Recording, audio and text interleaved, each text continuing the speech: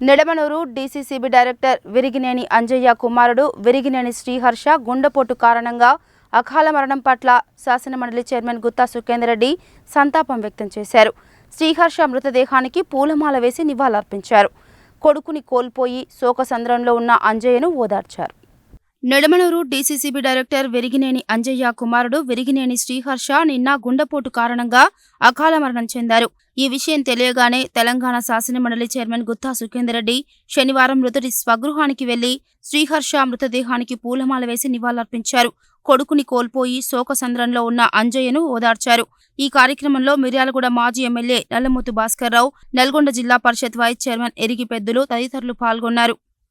అలాగే పట్టణానికి చెందిన ఉపాధి హామీ టెక్నికల్ అసిస్టెంట్ రాష్ట్ర అధ్యక్షుడు చెవుల సంజీవ్ కుమార్ అనారోగ్యంతో మృతి చెందారు. విషయం తెలుసుకున్న తెలంగాణ రాష్ట్ర రోడ్లు భవనాల శాఖ మంత్రి కోమటిరెడ్డి వెంకటరెడ్డి నల్గొండలోని బీటీఎస్లోని మృతుడి నివాసానికి వెళ్లి సంజీవ్ కుమార్ పార్థివ దేహానికి పూలమాలలు వేసి నివాళులర్పించి కుటుంబ సభ్యులను పరామర్శించి ధైర్యం చెప్పారు.